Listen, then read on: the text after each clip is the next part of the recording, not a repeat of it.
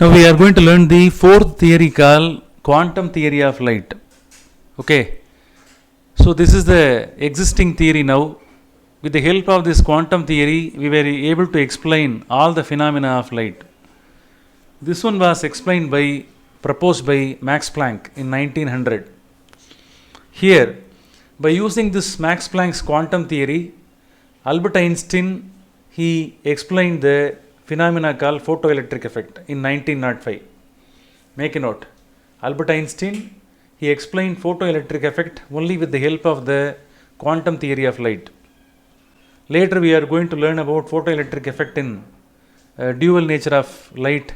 Is it clear? In chapter number 8. Okay, in chapter 8 we are going to learn about photoelectric effect. Let's see what is told in the quantum theory of light. Let us imagine a lamp from which the light is emitted. Look at the propagation of the light. I have drawn the particles. Are you clear?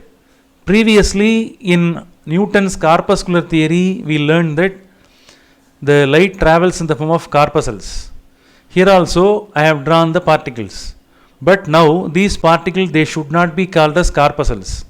These particles they are named as quantas. What is this? Quantas. These particles are called as quantas. Quanta means packet of energy. Quanta means packet of energy. Each particle they possess some amount of energy. The packet of energy quanta, otherwise they are called as photons. Therefore light particles can be called as photons. So these particles they are traveling in the form of wave. Are you clear? Look at the movement of the photons in the space. They are having particle nature as well as wave nature. Are you clear? When it travels in the form of wave, definitely they should possess some frequency. All the waves they should have some frequency. Light wave, sound wave, all are having frequency.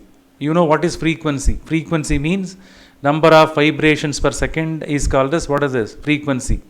If any particle when they are vibrating, is it clear? If they make some vibrations, you have to count how many number of vibrations are made by the particle in a second. Such calculation is called frequency. So here these photons they are having their own vibration, so therefrom we are able to calculate the frequency. Are you clear? So here just I have drawn a single passage of the photon in this direction. In all direction, all around the lamp, that light travels in the form of photon and they are traveling in the form of wave. So here it is comprising this quantum theory that is comprising both wave nature as well as particle nature. So they have introduced a new concept called the dual nature of the light. Dual means two. Light is possessing dual nature means that light it is possessing particle nature as well as wave nature. When it is in the form of particle nature, it is able to interact with the matter. It is able to collide on matter.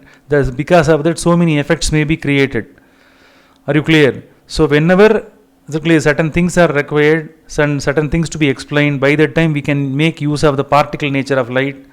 To explain certain concepts, we can make use of the wave nature also. That's why both are required. Therefore, light is said to be having which one? Dual nature. Here, since it is possessing frequency, definitely it should have some energy.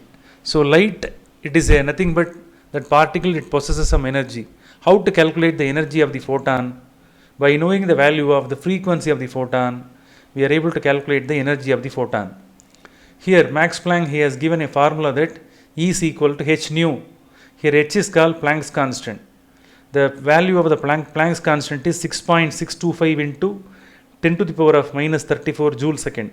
This Planck's constant must be known to you and it must be by-hearted. In so many problems, Planck's constant value won't be given. You have to by-heart the value. So know the value of h. Its unit is joule second. Are you clear? So here, to calculate the energy of the photon, which two must be multiplied? Planck constant must be multiplied with frequency of the photon. If frequency of the photon is more, energy of the photon also will be more. Are you clear? Let us take the Vibgyor colors: violet, indigo, blue, green, yellow, orange, red. Among the 7 colors, which color is having lesser energy and which color is having greater energy. Here the frequency of the violet is more. Since the frequency of the violet is more, energy of the violet color will also be more. In the case of red, the frequency of the red light is less, therefore energy of the red color will also be less. So like that we can calculate the energy of the light or energy of any other electromagnetic wave radiation by using this formula. Not only for visible colors, right from gamma, X-ray, UV rays and visible light and then infrared radiation, radio waves, for all the radiations we are able to calculate the energy of the electromagnetic wave with the help of which one? This particular formula. Are you clear? E is equal to h nu. Are you clear? By knowing the wavelength also we are able to calculate. We know that C is equal to nu lambda. From this we are able to calculate the formula for nu. Nu is equal to lambda by C by lambda. Okay, C by lambda. You can substitute here. Are you clear? E is equal to h, instead of that C by lambda can be substituted. Are you clear? If you know the value of wavelength of the radiation, by substituting the speed of the light and h, we are able to calculate the energy of the photon. Here this formula to be used by using frequency, this formula to be used by using wavelength. Don't forget. Are you clear? So this is a very important formula given by whom? Max Planck. So here all the important points are summarized in the blackboard. I have given the formula also to calculate the energy of any radiation in the form of photon. This formula must be used. The energy must be given in terms of joule. That is very important. Okay.